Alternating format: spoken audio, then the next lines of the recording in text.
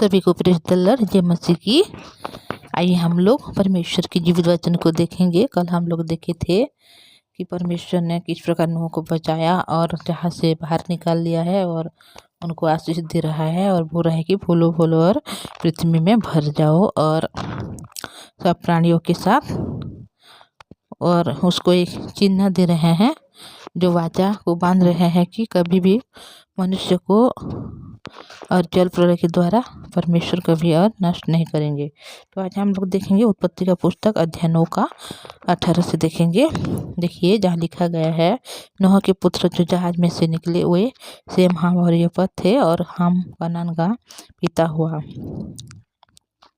नूह के 3 पुत्र ये ही है और इसका वंश सारी पृथ्वी पर फैल गए। देखिए क्योंकि उस समय जब जल प्रलय हुआ था तो जो पृथ्वी में जितने मनुष्य थे सब लोग क्या हो गए थे, यहाँ पर नष्ट हो गए थे। तो अभी नूह यहाँ पर जीवित था और नूह के 3 पुत्र थे, और इन 3 पुत्रों के द्वारा क्या हो गया, पृथ्वी में फिर क्या हो गया, सारी वंश यहाँ यपेत का सेम, हाम, यफत और नूह का, इन लोगों का वंश यहाँ पर पृथ्वी में फैल गया।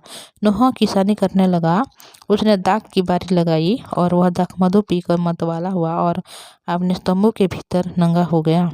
देखिए परमेश्वर ने नूह को आशीष किया, अनुग्रह किया और इतना बड़ा जो विनष्ट जो धन से परमेश्वर ने उनको बचाया। और अभी जब बच गया नूह तो अभी क्या कर रहा है, दाख की बारी लगा रहा है और दाख मधु को पीकर मतवालापन होकर तंबू में क्या कर रहा है, नंगा होकर सो गया है। तब कनान के पिता हाम और अपने पिता को नंगा देखा और बाहर आकर अपने दोनों भाइयों को बतला दिया। देखिए यहाँ पर जब वो नंगा पड़ा हुआ था मतवाला होकर जो दाख मधु को पीकर, तो वहाँ नंगा जो पड़ा था, तब कनान के पिता जो हाम था वह क्या कर रहा है, तंबू के अंदर जा रहा है। तो अपने पिता जब नंगे पड़े हुए हैं उसको देख रहे हैं और वह क्या कर रहा है, आकर अपने और दोनों भाइयों को बोल रहे हैं। तब सेम और यफत दोनों ने कपड़ा लेकर अपने कंधों पर रखा और पीछे की ओर उल्टा चलकर अपने पिता के नंगे तन को ढांक दिया। देखिए यहाँ पर कि वह क्या कर रहे हैं, उनके पिता की नंगे तन को नहीं देख रहे हैं बल्कि पीछे से जाकर उनको कपड़े को ढांक दे रहे हैं, और वे अपना मुंह छिपे पीछे किए हुए थे, इसलिए उन्होंने अपने पिता के नंगा न देखा। तब नूह का नशा उतरा गया। तब उसने जान लिया कि उसके छोटे पुत्र ने उसके साथ क्या किया है। देखिए जब वह मतवालापन से उतरा, वह जो नशा हो गया था, उस नशा से जब उसको छुड़ाया गया तब उसी समय उसको पता चल रहा है कि उसके छोटे बेटे ने क्या करा, यहाँ पर उसके जो देख लिया था। इसलिए उसने कहा, कनान शापित हो, वह अपने भाई बंधु के दासों का दास हो। फिर उसने कहा, सेम का परमेश्वर यहोवा धन्य है और कनान सेम का दास होगा। देखिए यहाँ पर वह अपने पुत्र को यहाँ पर क्या कर रहे हैं, दंड दे रहे हैं, क्योंकि उसके पुत्र ने उसको नंगे तन से देख लिया था। और वह बोल रहा है कि वह अपने भाई के दासों का दास हो बोल रहा है, और परमेश्वर यफेत का वंश को फैलाए और वह सेम के तंबू में बसे और कनान उसका दास हो। देखिए जो सेम है उसको बोल रहा है कि उसके जो बेटा है वह अलग, जो भाई थे हम जो थे उसके भाई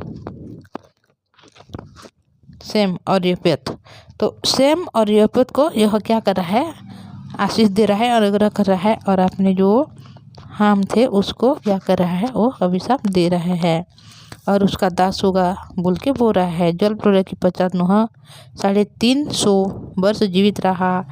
इस प्रकार नूह की कुल आयु 950 वर्ष की हुई। तत्पश्चात वह मर गया। देखिए जब जल प्रलय हुआ और उसके बाद वह 350 वर्ष फिर जीवित रहा और नूह के आयु 950 वर्ष की हुई। तत्पश्चात क्या हो गया, वह मर गया।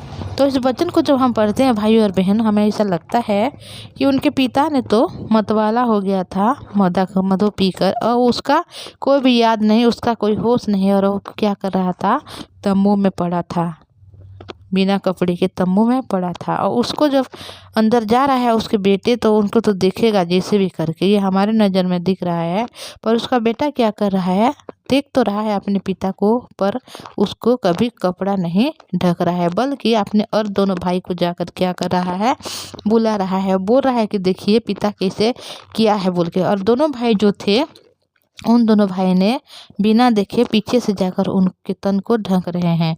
तो ये बात जब हम देखते हैं भाई और बहनों, तो यहाँ पर जो नशा किया था, जिसका कोई होश नहीं था, जो बेहोश था मतवालापन दाक मधु पीकर, वह क्या कर रहा है, जो देख लिया उसको क्या कर रहा है, अभिशाप दे रहा है। और जिन लोगों ने पीछे से जाकर कपड़े ढक रहे हैं, उन लोगों को आशीर्वाद दे रहे हैं भाई और बहनों।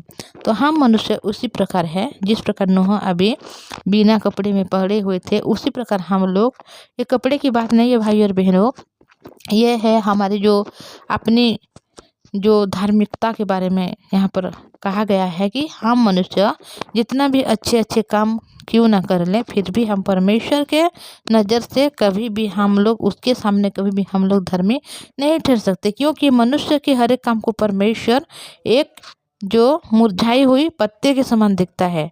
तो उस हमारे जो भी, हम जितना भी अच्छे क्यों ना हो, हम जितना भी अच्छे काम क्यों ना कर लें, फिर भी हम परमेश्वर की नज़र में कभी धर्मी नहीं ठहर सकते। और परमेश्वर हमारे कामों को देखकर परमेश्वर कभी हमें आशीष नहीं देता, बल्कि परमेश्वर के सम्मुख हम जाकर हम लोग अगर बोलेंगे कि हमारे द्वारा कुछ नहीं हो सकता, क्योंकि हम लोग क्या है, हम लोग आलसी मनुष्य है, और हमारे अंदर में कोई भी अच्छी वस्तु बात नहीं करती, जिस वजह से परमेश्वर हमें अनुग्रह दे सकता है। अगर हमारे पास कोई नहीं है, हमारी कोई जो चिंता है, हमारे जो सोच है, विचार है, उसको अगर हम छोड़ लें और परमेश्वर के हाथ में दे दें, तो उसी समय हम लोग परमेश्वर से आशीष को पा सकते हैं, अनुग्रह को पा सकते हैं।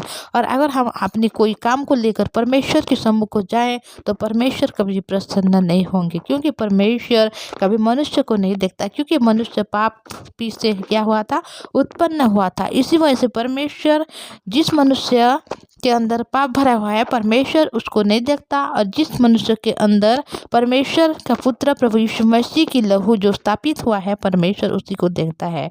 कि जब एक मनुष्य है जो पापी बना रहता है और अपने जीवन में पाप करता है और अपने आप को पापी बोलता है, तो उसी से परमेश्वर उनकी प्रार्थना भी नहीं सुनते। पर जिस मनुष्य ने परमेश्वर के पुत्र प्रभु यीशु मसीह के लहू को अपने हृदय में धारण कर लिया और यीशु मसीह के लहू के द्वारा मैं सिद्ध हो गया हूँ, पवित्र हो गए बोल के अगर वो बोलेगा, तो उसी समय क्या हो रहा है, वह उद्धार को पा सकता है और परमेश्वर के पुत्र कहलाता है, और उसी को परमेश्वर देखते हैं और परमेश्वर उसी को आशीष देते हैं। तो मैं इतना ही बोलूँगी भाई और बहनों, आइए हम लोग प्रार्थना करेंगे।